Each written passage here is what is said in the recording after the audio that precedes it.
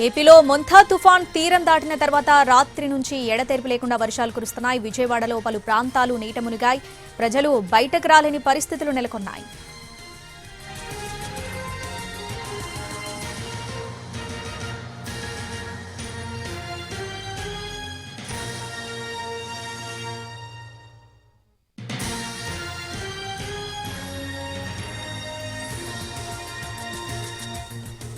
భారీ వర్షాలతో విజయవాడలో నీట మునిగిన పాలిక్లినిక్ రోడ్ నుంచి మరింత సమాచారం మా ప్రతినిధి రామ్ అందిస్తారు. రాత్రి 11 గంటల 30 నిమిషాలకి మొంథా తుఫాను తీరాన్ని దాటింది. ఆ దాటిన తర్వాత అన్ని జిల్లాల్లోనూ కూడా పూర్తిగా అత్యధికంగా వానలు పడుతున్నటువంటి పరిస్థితి. అదేవిధంగా మొత్తం 14 జిల్లాలకైతే మాత్రం రెడ్ అలర్ట్ ఇచ్చారు. ఒక 8 జిల్లాలకు పూర్తి స్థాయిలో అంటే జాగ్రత్తలు తీసుకోవాలని ఆరెంజ్ అలర్ట్ కూడా ఇచ్చినటువంటి పరిస్థితి అయితే ఉంది. అందులో ఎన్టీఆర్ జిల్లాకు రెడ్ అలర్ట్ ఇచ్చిన నేపథ్యంలో ఇప్పుడు ప్రస్తుతం విజయవాడలో అయితే రాత్రి నుంచి ఎడతెరపి లేకుండా వర్షాలు కురుస్తున్నటువంటి పరిస్థితి. దీంతో మొత్తం రోడ్లన్నీ కూడా నీట మునిగిపోయాయి.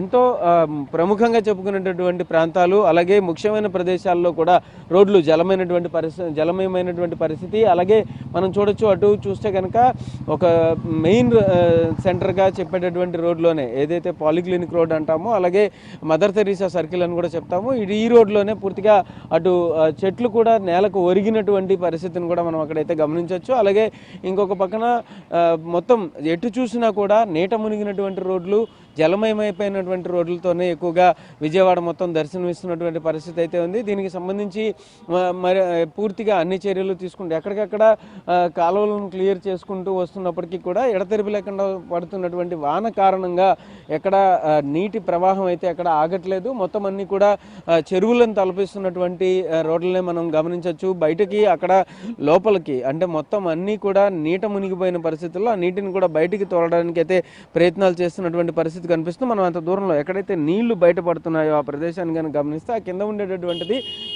సెల్లార్ కూడా మునిగిపోయినటువంటి పరిస్థితులు అయితే అన్ని చోట్ల కూడా కనిపిస్తుంది. మొత్తం అంతా కూడా ఎక్కడెక్కడైతే విజయవాడలో మొత్తం వర్షం పూర్తి స్థాయిలో పడిందో అక్కడంతా కూడా మొత్తం అన్ని చోట్ల కూడా రోడ్లు జలమయమైనాయి.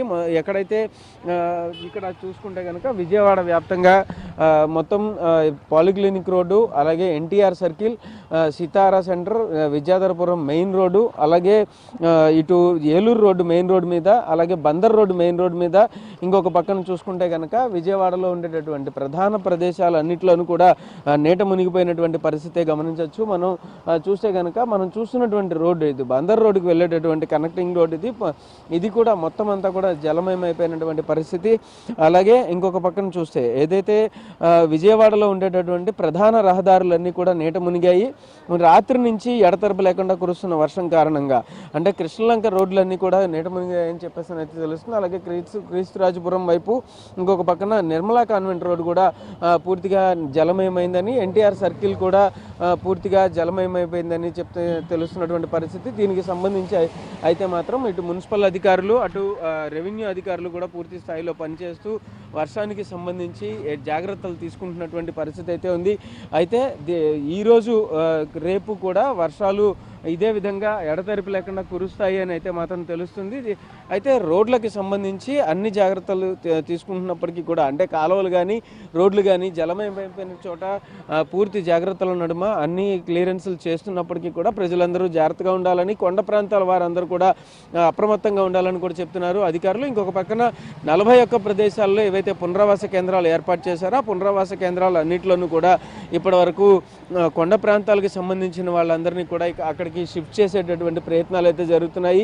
మరింతగా కనుక వర్షం పడేటటువంటి పరిస్థితి అయితే ఉంటే కనుక వర్షం కనుక మరొక 2 రోజులు ఇదే విధంగా కనుక కొనసాగేటటువంటి పరిస్థితి అయితే ఉంటే కనుక ఖచ్చితంగా ఈ పునరావాస కేంద్రాలన్నీ కూడా నిండుకునేటటువంటి పరిస్థితి అయితే ఉంటుంది. ఇది ప్రస్తుతం విజయవాడలో ఉన్నటువంటి పరిస్థితి. కెమెరా పర్సన్ నానితో రామ్, ఎన్టీవీ, విజయవాడ నుంచి.